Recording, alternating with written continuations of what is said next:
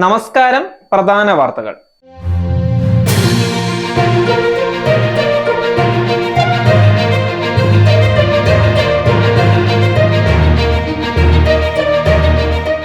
ബി.ജെ.പിക്ക് ഇപ്പോൾ തന്നെ 100 സീറ്റ് ഉറപ്പായി. വിജയം ഉറപ്പിച്ച് അമിത്ഷാ. MVD ഉദ്യോഗസ്ഥർക്കെതിരായ പരസ്യ വിചാരണ ടെസ്റ്റിൽ മുഴുവൻ ഉദ്യോഗസ്ഥരും പരാജയപ്പെട്ടു. മുംബൈ മുന്നേറി. ISL ഫൈനലിൽ മെയ് 4-ന് ബഗാനോട്.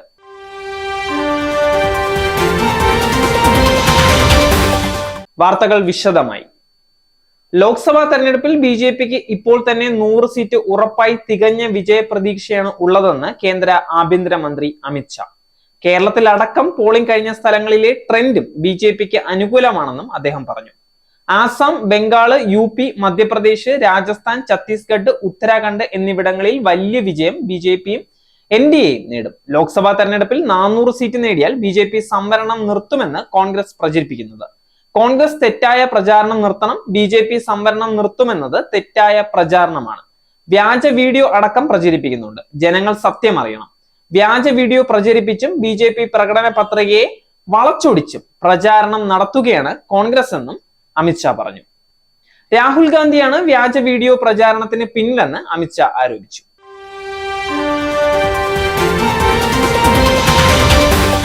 മോട്ടോർ വാഹന വകുപ്പിലെ ഉദ്യോഗസ്ഥർക്കെതിരായ പരസ്യ വിചാരണ ടെസ്റ്റിൽ തിരുവനന്തപുരം മുട്ടത്തറയിലെ ടെസ്റ്റിലെ മുഴുവൻ ഉദ്യോഗസ്ഥരും പരാജയപ്പെട്ടു. 3 ഉദ്യോഗസ്ഥർ റോഡ് ടെസ്റ്റ് പൂർത്തിയാക്കിയെങ്കിലും ഗ്രൗണ്ട് ടെസ്റ്റിൽ പരാജയപ്പെട്ടു.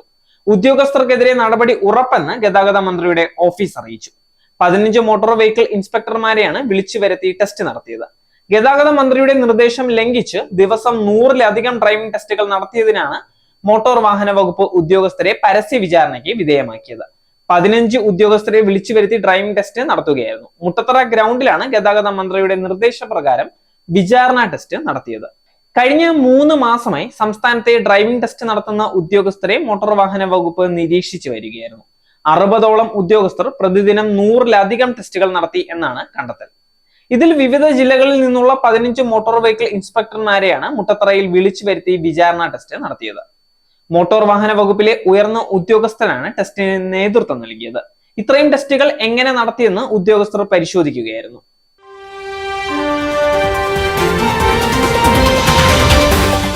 FC ഗോവയെ തകർത്ത് Mumbai city FC ISL football ഫൈനലിൽ. കൊൽക്കത്തയിൽ മെയ് 4-ന് നടക്കുന്ന കിരീടപ്പോരിൽ മോഹൻ ബഗാൻ സൂപ്പർ ജയന്റ് ആണ് എതിരാളി. രണ്ടാം പാദ സെമിയിൽ 2 ഗോളിനായിരുന്നു മുംബൈയുടെ ജയം. ഇരു പാദങ്ങളിലുമായി 5-2 എന്നാണ് സ്കോർ. നേരിന്റെ വാർത്തകൾ നിങ്ങളുടെ വിരൽത്തുമ്പിൽ എത്താനായി സാക് ന്യൂസ് ചാനൽ സബ്സ്ക്രൈബ് ചെയ്തും ഷെയർ ചെയ്തും ഒരു ശരിയായ മാധ്യമ നിലപാടിന് നിൽക്കാൻ ഞങ്ങൾ നിങ്ങളെ ക്ഷണിക്കുന്നു.